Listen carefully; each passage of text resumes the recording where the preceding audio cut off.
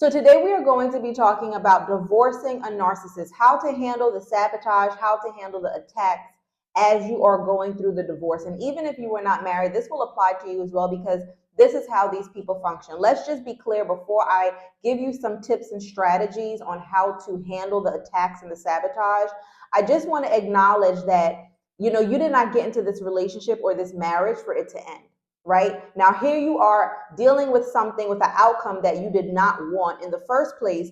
But not only that, you're dealing with it from someone who has a narcissistic personality or at least traits, right? And if you know me by now, those of you who know me, you know I don't like to focus too much on the label of narcissism, but a toxic person in general, someone who is not healthy for you, someone who has been destructive to your health, your emotional health, your psychological health, manipulative, etc.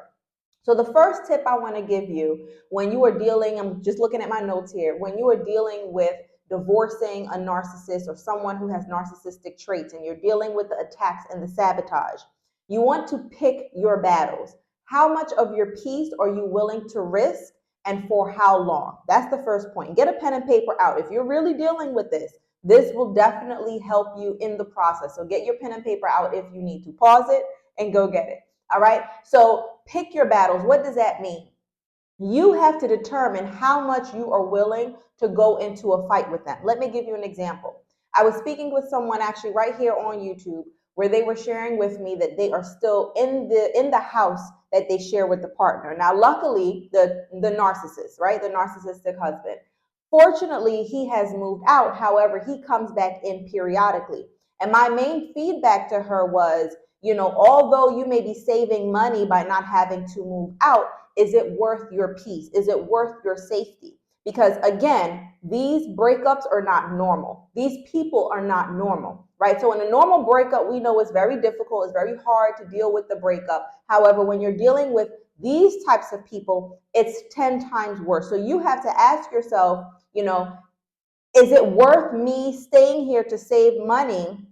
Is it worth my health? Is it worth my safety, right? For me personally, I could not close my eyes around someone that I know has keys to the space where I'm staying and living, right? Because I know how dangerous they can be. They can do something as sneaky as, putting your toothbrush in the toilet bowl just to spite you, and yes, it sounds petty, but this is serious. This is really how these people function. And it could be something like that, or it could be something more severe, because here's the thing, when they see that they are losing control over you, when you have made the decision to end the relationship, to set boundaries, they start to spiral out of control. They cannot handle the fact that they're losing grip on you, because that's really what relationships are about for them. They need to be attached to someone that they can manipulate and control. So when they see that they are losing that, that's when they start to some of them become a bit more aggressive and become a bit more destructive, right? That's why the attacks are happening,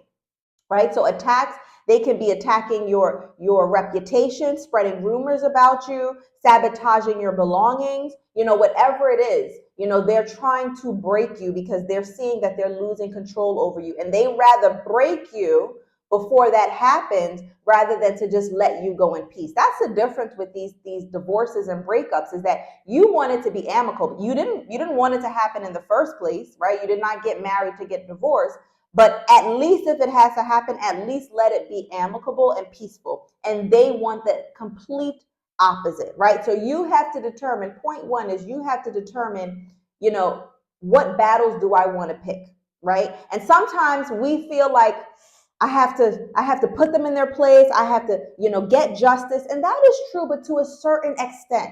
Your peace is priority. So you have to determine for yourself, how long am I willing, like that example I gave, that lady has to determine for herself, how long do I want to stay in this house? And I know financial issues is an issue for a lot of people, but you still have to determine how long do I want to expose myself and keep myself in this environment? Do I want to do it? And if I do, for how long, right? Because you always want to go back to peace. Don't prioritize getting back at them and getting justice from what they've done to you. Don't prioritize that over your peace, right?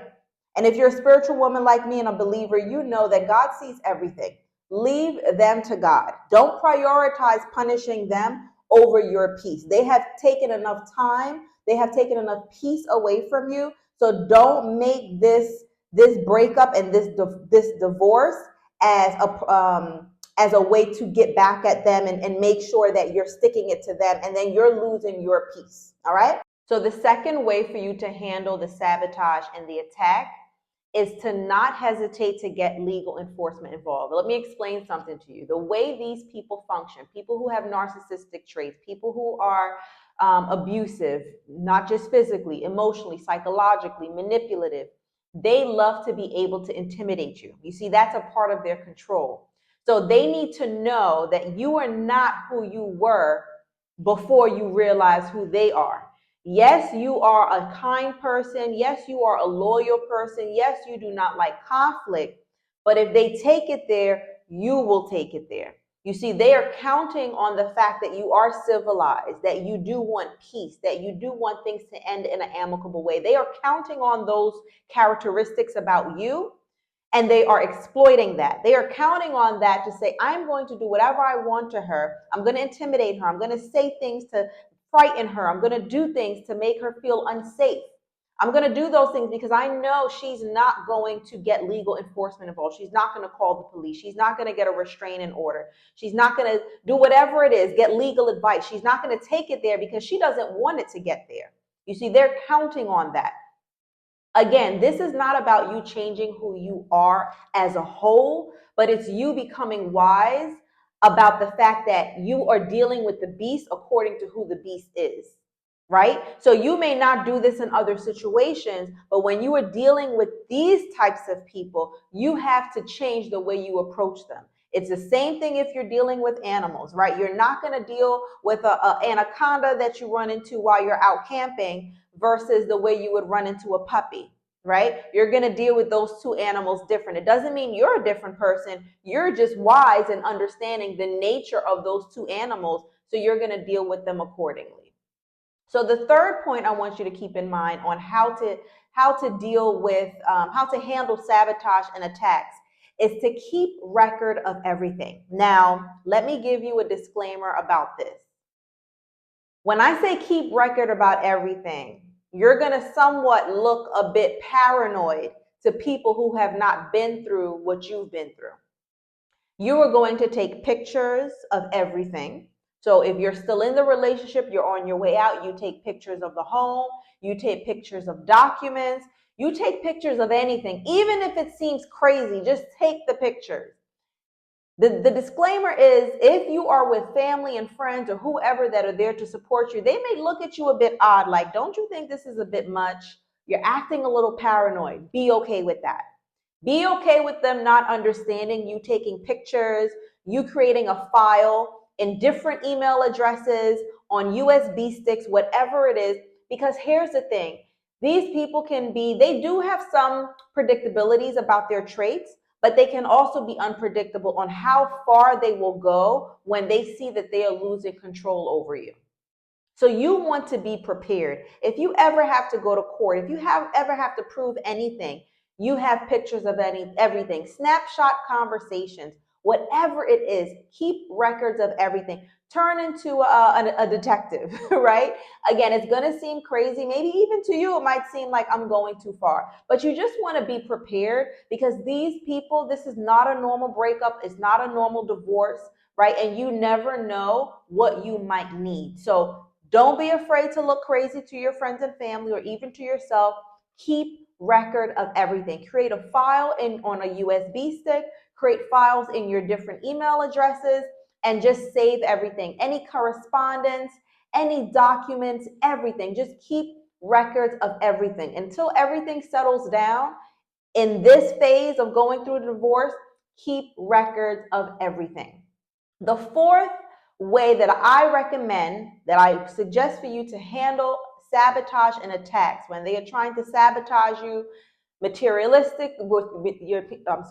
material things, psychologically, whatever it is. The fourth tip is, be okay with people not believing you or understanding you. And I kind of just touched on this with the third point, right? Your friends and family may love you. They may understand a little bit, but they don't really understand narcissists. They don't understand destructive people. Here's something also I've noticed. There are people who have maybe even been through it themselves, but it doesn't guarantee that they understand what you're going through. Because you see, not everyone heals from the experience. My definition of healing is not just feeling better and not feeling the pain anymore, but it's also evolving. It's also becoming more wise about how these people function. It's also becoming more wise about self. Not everybody goes through that. Some people come out of these relationships, they go into new relationships, some stay single, but it's not guaranteed that they all evolve. So even if you have friends and family who have been through similar situations or are going through similar situations, it doesn't guarantee that they are equipped to understand what you're going through, because it doesn't necessarily mean that they did the healing work. Okay, so be okay with people not understanding the way that you're dealing with things. And this is why it's so important to connect with people who do understand you, because again, this is not a normal breakup, it's not a normal divorce, and you need people around you that are going to understand where you are, that can support you in the way that you need support. And support can look different, right? Some people may not understand what you're going through, but it doesn't mean they can't love you, and distract you with, going out for breakfast, or, just having a shoulder to cry on. But when it really comes time to doing the work, right, and processing what you're going through, making the necessary mindset shifts, that's the psychological shifting and work and healing that has to be done. Not everyone can support you there, right? So how to handle the sabotage and attacks? One of the ways is be okay with people not understanding or believing you in how you are approaching the situation. I hope that this was helpful for you. A lot of this information that I'm sharing here, I go deeper in my program, the Relationship Detox. So if you are in a space where you are coming out of a toxic and narcissistic relationship and you realize this is not a normal situation, but I don't want to get stuck here, I want support and direction on where to go next, how to get from point A to point B, go ahead and click the link in the description box below to get more information on that. And I would love to work with you if you see that it's a good fit for you. All right. If you are not already subscribed, go ahead and subscribe, and I will see you in the next video.